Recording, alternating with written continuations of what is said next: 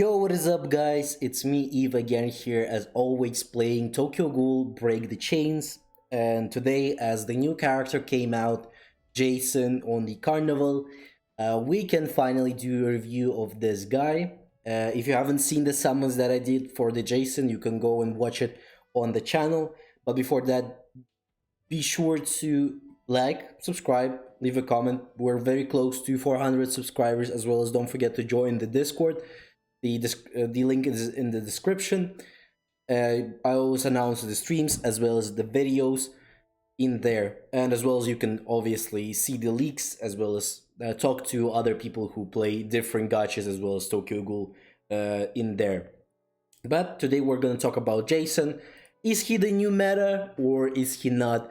Should you swap him for maybe a Centipede or even Tatra? Are they better characters or not in general? We'll discuss it all today. So first of all, let's see what he can do. On the 3-star, he's gonna do a 415% of attack to the enemy, so solo target. When this skill deals damage, increases the skill efficiency by 80% of the current pen rate. So basically, he's gonna be increasing the pen rate by 80% all the time whenever you apply Crush. And that's always good. Obviously, penetration rate basically tells you that you're avoiding more of a defense from the enemies, as well as you're doing more damage. That's always great. So 80% of a penetration rate is not that bad. I wouldn't say it's too crazy. Obviously, penetration rate is not like an additional damage. It's not definitely like 80% more damage. Basically, it doesn't mean something like that. So it's not like you're almost doing 500 damage right here with this one applied. No, it works a little bit different, but it's okay. Like, penetration rate is good. Having a pretty decent buff on the penetration rate is always gonna help him do a little bit more damage right there. So in terms of active skill, I wouldn't say it's something crazy, but I wouldn't say it's like very bad either. I think it's somewhere in the middle, pretty mid in this terms, I would say like that. So on 0 stars, after an analog character deals damage, gain 1 stack of Oppressed. Oppressed means increased pen rate by 3%. So this one is not that great, only 3% increase. But stacked up with this one, so before you get Engulf, you will be getting this pen rate up. So you need 4 stacks of Engulf here. So that means by 3%, you can do it 4 times. So it's 12%. This is almost 100% increase in pen rate. With this in just like, you could also, like, if you're doing it in RTA, I think it will require you to have maybe on second turn you're already getting this one, or maybe like an I think, yeah, on second turn you should be guaranteed getting the engulf as well as getting all of the buffs for the pen rate here. In other modes, probably you can even do it on the first turn as well. So up to 4 stacks. At 4 stacks, gain engulf. So engulf, increase damage by 20% after dealing damage. This effect is removed along with all oppressive effects. So again, you almost have 100% pen rate, as well as you have basically on the first or second turn you already have a 20% more buff damage to this one. So if you're looking for a 3-star skill, 435% damage, great. This one is really good, but when dealing damage, if you have Engulf or the target's HP is below 60%, each stack of Oppressed deals additional damage equal to 3% of the target's max HP. Additional damage per stack cannot exceed 150%. Even though it can't exceed 150%, it doesn't mean that it can't go to like 140%, right? So this is pretty good.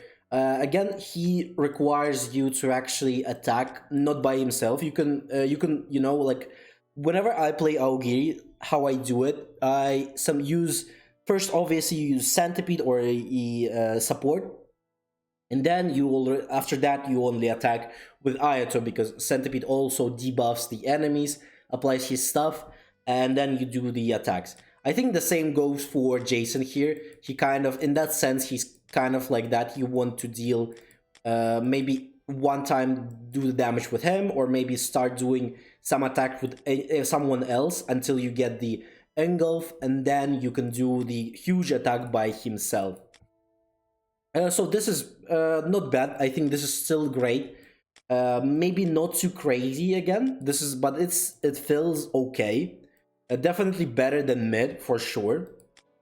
Now the first start. When you defeat an enemy using an active skill, immediately deal crush damage equal to 220% of your attack to the targets with the lowest HP and grant yourself 20% damage reduction for one turn, up to 3 times. This attack is considered an active skill. Crush, when this skill deals damage, increases the skill efficiency by 80% of the current pen rate. So again, I think this is great. This is why, as for example, John said on the stream, a huge shout out to John as always. He said that he works great with the Juzo, and I totally agree with this because this one is perfect for Juzo because Juzo has a death mark. Basically the same thing, but he's just an AoE. And Jason, depending on who's gonna be like activating first, if Jason activates first, this could be a lethal, bro. Like making 220% damage, and then also Juzo doing some insane amount of damage as well. It could you could possibly team wipe instantly, as well as if this is gonna go like more than a few times, as well as giving you reduction, even if you like there's one or two enemies left, still like you're getting almost 60 damage reduction at max, basically in 3 times. So that's great. I think this 1 star is extremely good. This is actually extremely good.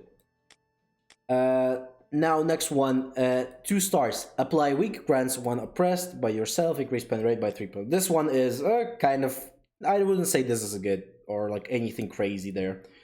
As well as like the only yellow characters that we have is either Ayato or yellow, mostly used, I would say, yellow Arima and yellow Ayato. So, and I think most of the time you're not going for them first. You're trying to either kill, supports, or you want to kill the Ayato, the red Ayato, obviously, because he's the main damage dealer. So you want to get rid of him. But if you're gonna go for him, again, you probably will kill before you will get the weaken. So I don't think this is like anything good to be honest here. So 2 stars, not ideal. 3 star, when a target dies, grant yourself 10% of their attack. If an allied character dies, grant yourself an additional 10% increase in attack related stats for 1 turn. Again, I don't think this is like anything crazy. This is also a very good synergy with Juzo. In that sense, after someone dies, you get buff. So that means the damage here buffs just for Jason himself. As well as if your allied dies, that's also great for you to get some additional damage. So 20% basically buff if you and your enemy loses 1 character throughout the whole turn. On the next turn, you'll get 20% damage buff. And I think with just active skill, using it with the buff from the engulf, as well as then if you kill someone, you can go for someone else. And you have Juzo as well.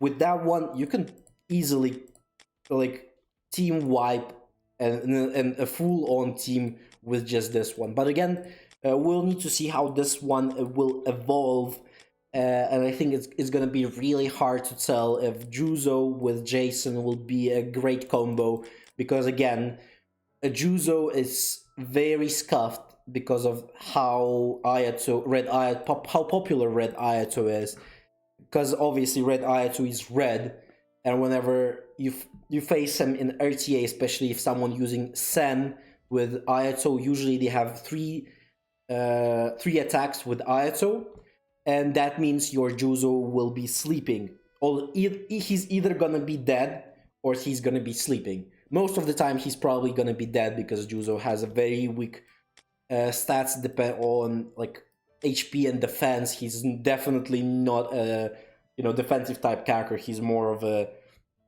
attacker. He's got a great attack capabilities, but unfortunately, in terms of survivability, that's where he kind of ends.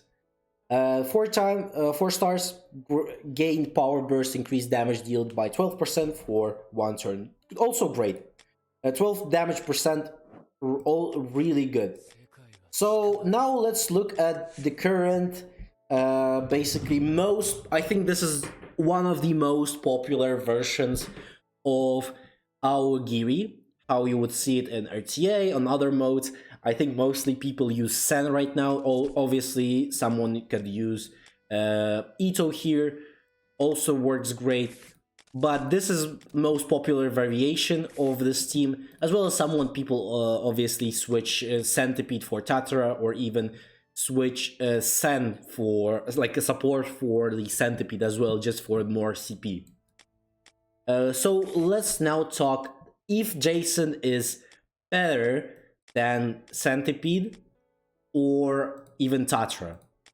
Tatara, insanely great support. So he's definitely not your main damage dealer, and you like in Aogiri you don't need more damage dealers. With this guy being so insane, you definitely don't need any more damage dealers in your team. As well as with the support from Light Ayato, again, you don't need more damage than that. You already have enough damage. This guy already does insane amount of damage. The Light Ayato will then use his passive, obviously, to do some great damage as well. So it's pretty much confirmed. If you're using a 3-star skill on the first turn, you're pretty much killing at least one, or maybe in like two. After 2 goes with this Ayato, you're definitely killing someone with both Ayatos working together. So in that sense, Tatara is here for not doing damage, but he's for his forbidden. Skill level cannot be increased. So whenever you're facing like teams with Sen, as well as very popular like a meta pick is Sen, Toka, Arima, and someone else. So that's a very popular pick right now. And what this does, Tatara is extremely good for skill level cannot be increased. So he basically makes that Arima do significantly less damage. Like you can look for yourself. You can go in RTA and look how much damage skill like 1-star skill from Arima and how 3-star skill from Arima, how much damage, like the difference in damage they would make. Like it's an incredibly big difference in numbers that could make you stay alive a little bit longer. So this is incredibly important to have, I think, at least in my opinion. As well as he just purely gives a lot of buffs. The related stats, he makes Aogiri the Aogiri is the only team out of everything else that has basically 0 survivability, except for if you're using Ito. Ito is the only one who's like helping with the alert that basically makes you as much to survive. Like both Ayato, Centipede, all of them don't have a survivability. They're purely a damage characters. Obviously, they have a great basic stats as well. That's why they're still like in terms of comparing to other characters, they could still survive. But because this teams don't have that much of any like supports that can give you any buffs in terms of defense, HP, all of that, and Tatara is a great addition to that because obviously because of all of this defensive rate, related stats, he increased damages, all stats. So this means an HP, defense, all of that. So he can do some damage as well with his passive in the end. So like if you didn't kill someone, he can kill it by himself, as well as this one, agitation, restoring HP. also great. Grant the affected character that fixes damage. Again, this one, when agitation is active, affected characters take fixed damage of 1, and the agitation is removed after taking damage. So this one also a great gives a great survivability for your team. So in sense that, for example, if you are looking for a great support in your Aogiri, I think Tatsuri is much better than Jason. Jason again is a purely damage character there. He's like a debuff version of a character that does damage. So if, for example, this Ayato is a sub DPS, this Ayato is main DPS, this is a supportive type character for your team. Obviously, you have a support. So I don't really see where you would put this Jason on. As well as, even if you're going only for 1 star, then it's just there's no point in even putting him in this. Tatari is so much more better. He does so much more than Jason with like 1 star. I wouldn't see like you putting him anywhere in this team. Also, Centipede. If we look at the Centipede himself, Centipede is also kind of like a sub DPS because he's a debuffer. As well as like probably one of the best solo target damage characters in the game.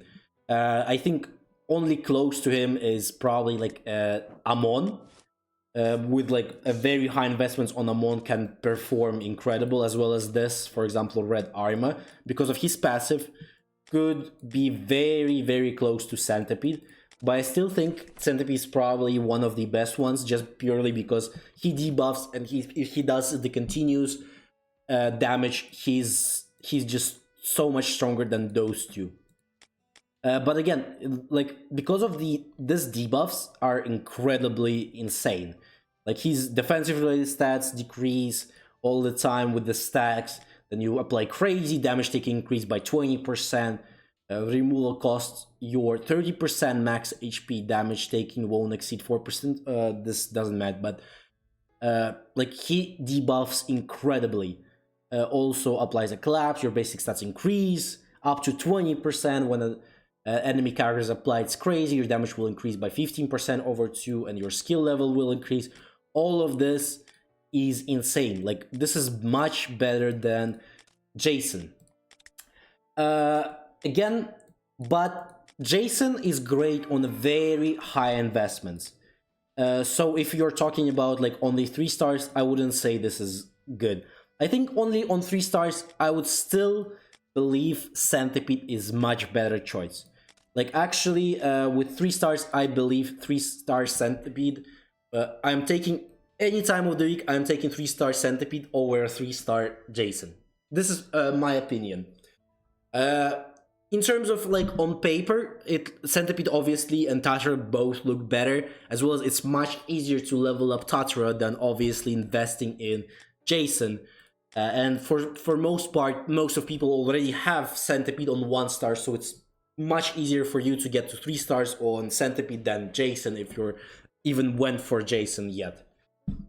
So in that sense, I think Centipede is better. But again, like for me, there's no way to check how much stars you actually need to make this guy insane. I know that a lot of people who played Jason said that with very high investments, this character actually slaps, and he's much better than Centipede. But again, it applies for a lot of nuances, you know, when you're playing this, and as well as you need to be a whale to do that. For the most part, free-to-play players will get stuck at like 3 stars and so on. For the most part, on the Carnival characters, usually you get stuck on 3 stars at max, and then you either forget about every other character to start them up and just focus on one Carnival character, or you basically forget about the Carnival character, leave him on 3 stars and go for everyone else. So this was my review of Jason. This is what I think. I still think Tashra is much better choice. Again, for whales it could be different, but for free to play, I wouldn't suggest going for a Jason at all. You can go for one copy if you want to, if you really like this character or something like this. But again, I still think Centipede and Tatsuri is much better choice. Other than this, thanks a lot for watching this video. Don't forget to like, subscribe, leave a comment, obviously. Don't forget to join the Discord, as well as don't forget to stay tuned for the streams. I always announce them on the Discord. And again, we're very close to 400 subscribers. Would love to see you subscribe. Other than this, have a nice day, and I'll see you on the next one.